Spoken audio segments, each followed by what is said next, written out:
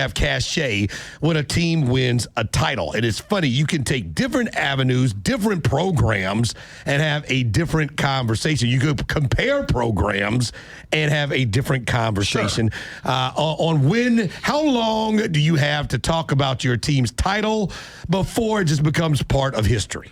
Look, it is all part of history. I mean, if you're not Ohio State right now, what happened 2, 3, 5 years ago doesn't matter. It really doesn't in the grand scheme of things. But when you start trying to, you guys and Dylan Short and Barrett, if you didn't win a title in 20 years, it doesn't count. I'm like, that's nonsense. You live through it. You can enjoy it.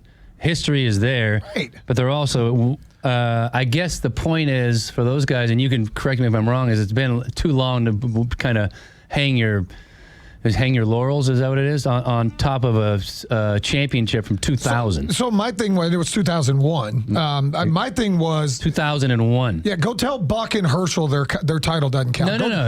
No need to get into that. That's not the point. We're not talking about the point. It's exactly what they were saying on social media. The last 20 years count. Well, we're not talking about counting. It's about when do you have to stop talking about it. I don't talk about it. If Georgia fans, before they go back to back, if they're talking about, but we won a title in 1980, people would say, I heard you have that to be for quiet. 30 years living in this town. Right, but you also bring it up when people drop bombs on you about you haven't won one in 25 years. It's like, catch up. Yeah, catch up. Catch up. So you guys are so great, but you haven't got 5 national titles. What the hell are you talking about? Or take Nebraska. Yeah, we got those Tom Osborne titles. People are going to be like, okay, fine, but what have you done for me lately? Or Tennessee. Yeah, we have our title in 1998, but that's a long time ago. Now, that gets back to the LeBron ring culture conversation. There are certain levels of having a good year. There's certain levels. If you look, I'm going to give Notre Dame props. They lost in the national title game. Did they have a great year last year? Absolutely. They haven't won a title since 1988. Yeah. Okay. Should they just say, we're not allowed to talk about it because we haven't won a title since Penn State hadn't won a title since 1986. They had a really good year last year. They make it to the semifinals. Yeah, should they be talking about that championship? No, they still say we have championships. It's a part of history. They beat Georgia in a championship game in 1982. It's how we get on the Cowboy fans.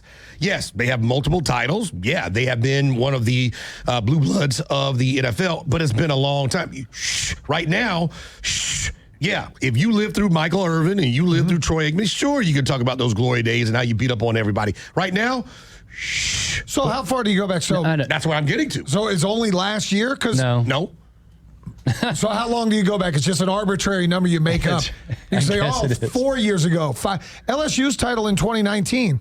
That's 6 years ago now. But in college, you have to have a shorter window because of the turnover of players, for sure, because there's not a lot of carryover. I mean, 4 years, well, nowadays a little more, but max, it used to be 4 years that you would have any of those players connected to that time. I'd agree.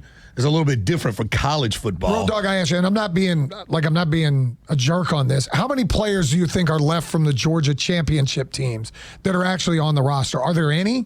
I don't think there are any. I think the last ones all graduated left last year. Okay. But it's also a culture of winning. It's not just championship. Right. And that was my point under Rick. We got back to that culture. We were in SEC championship games. We were in the conversation. Miami hasn't been in that conversation until last year, and then they kind of had the unfortunate games against Tech and Syracuse.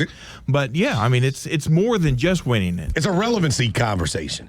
You could win a title 7 years ago, but still win 10 games, show up in the SEC championship, still be relevant, and then be able to have some cachet. Yeah, it's been a while, but we're still relevant. If you're Nebraska, if you're Penn State, Penn State has been in the college football playoffs, so they do have some relevancy. But if you're a team that hasn't won in a long time, when do you have to be quiet? You can't throw that out as the first part of your conversation. And I think you do a good job of this, Johnny, because you only bring it up when you feel like you need to bring it up or not protect yourself, but kind of when you're under attack. Yeah, a little bit under attack when you hear it from you. You're not just haphazardly throwing it out there in people's faces that you won back in 2001.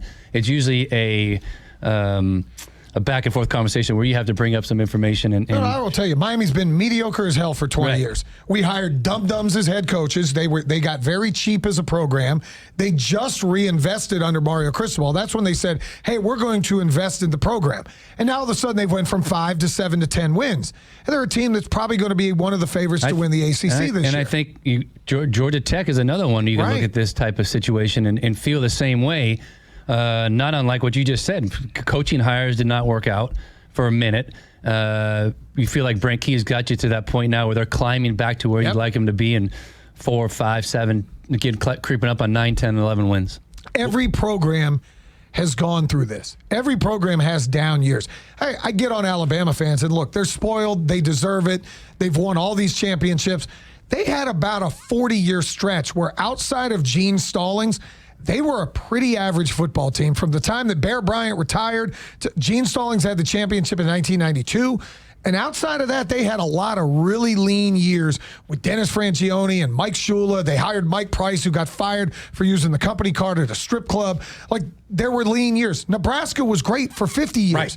And in the last 25, they've been terrible. Oklahoma had some down years with Howard Snellenberger and John Blake before they hired Bob Stoops. It happens. Yeah. The one program that seemingly has been exonerated from that is Ohio State. They had one down year with Luke Fickell, but for the most part, they've been 9-10 win good every single year. But they had gone from 1968 to 2002 without a national title. And then you would say the 2002 one was probably tainted. But either way, point being, like, everybody goes through this. I think as long as you're relevant, as long as your team is in relevant games, you're beating top 25 teams if you're in college, if you're going to your championship game in college, in the pros, if you're like the Steelers. The Steelers haven't won in a long time, but they keep going to the playoffs, so they are relevant, so they can at least still, they can't bring up what they did almost, 2 decades ago if you start going back how far it was. So here's what I've run into with Cowboy fans, and I'd use them specifically. We beat them. It was either we beat them in 16 in their place. I know Julio. Talk about the Falcons. Okay, yeah. Falcons beat them in 16.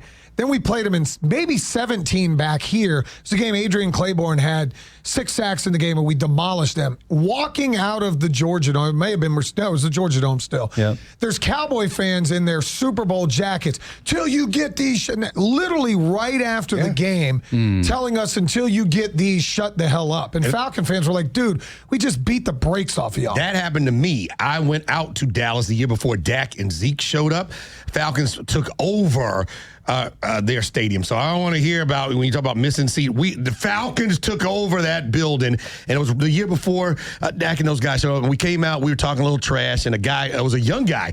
He's turning to me and says, "Hey, you need to go and get you need to go and get you a Super Bowl." And he looked like he was about 23 years old. And I said, "You need to get you a Super Bowl. Go get your uncle or your granddaddy. You haven't seen Jack, brother." Like, Finn, you have never once heard me talk about the Dolphins' 2 Super Bowls. No. You know why? Because I wasn't alive. I didn't see him. Larry Zonka and Bob Grease, those guys are rumors. So is that the line of demarcation? You have to be alive. Yeah, if you've seen them, I don't care if they're on VHS, Memorex, Laserdisc, whatever. If you were alive and you watched them, you can probably talk about it. All right, we'll start pulling ID. If you haven't seen them, you have to be I need quiet. to see your driver's license.